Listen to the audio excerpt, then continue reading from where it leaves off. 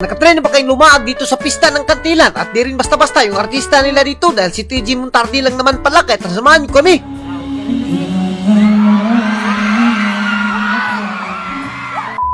What's up sa inyo guys? For today's video ay papakita namin sa inyo kung paano kami namista dito sa Kantilan. As you can see naman guys, mayroon pa silang mga prutas dito na kailangan mong simasimain. At shoutout nga pala sa mga nakakakilala sa atin dito sa Kantilan. At may napakasarap pa na tanduay na hindi ka talaga magmamahay dahil sobrang laki at sobrang bibo pala dito sa Kantilan. Iwan ko ba kung bakit? At daming tao talaga. Pesta nga pala dito, kaya naman nagpasyal lang kami ni Ivy. At sa puntong ito, nagsima-sima muna kami at may dala pa kaming tupperware dito na napakasarap naman talaga. Pinabringhousean kami sa pinamistahan namin na basoy, kaya dinala na lang namin dito sa restaurant. At hindi na namin pinasaylo yung basoy, pinarisa na namin ng bahaw na pasok-pasok pa. At pati yung manok na napakasarap naman talaga.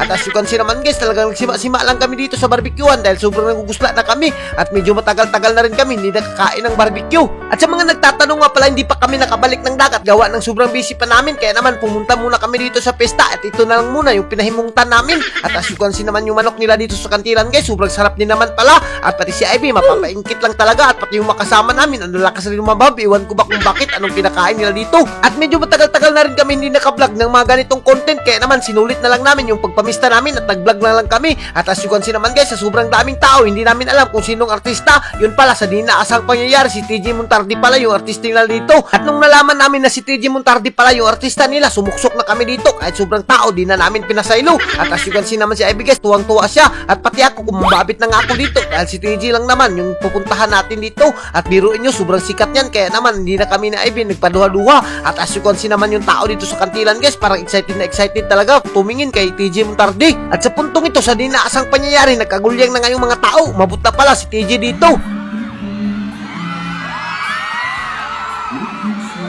At as you can see naman guys, in-enjoy na lang muna namin yung moment namin dito na nandito si TG dahil bihira lang to mangyari sa buhay namin. At makalikay rin tayo sa mga ka-stress natin. At as you can see naman si TG guys, ang galing pala kumanta nito.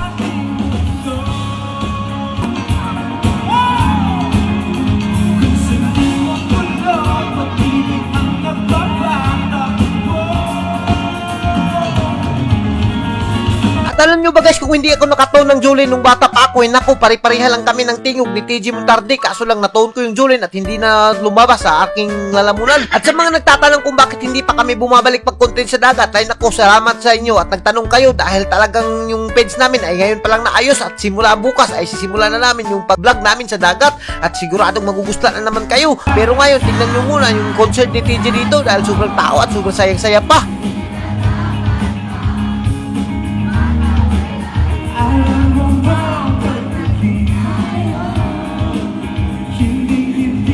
At alam nyo ba guys, kapag nanonood ako dito sa concert at hindi ko alam kung bakit, ako lang ba o pati kayo, nag-overthink rin kayo kung kayo yung pumunta sa stage at magkanta, iwan ko kung anong feelings. Pero sa ngayon, sinusulit lang namin yung pagkanta ni TG dito dahil napakagaling naman talaga at nakakabayot pa.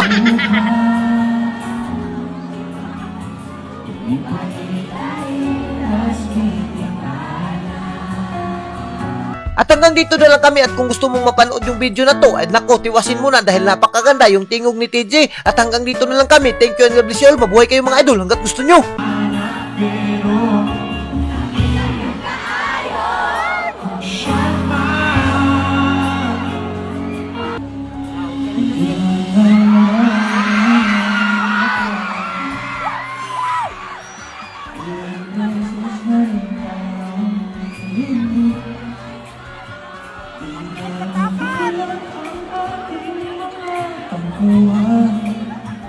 Away na hindi na napapalayan. Ito tayo. Let's go!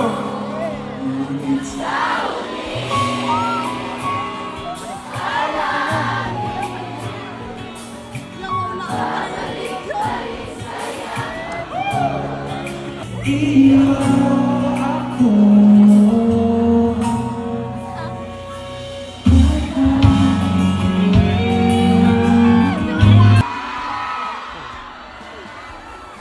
Palagi babalik pa rin sa lahat mo. Ibig sabihin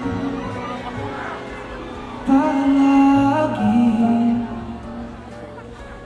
Pipiliin kong magising, ngunit ulitin man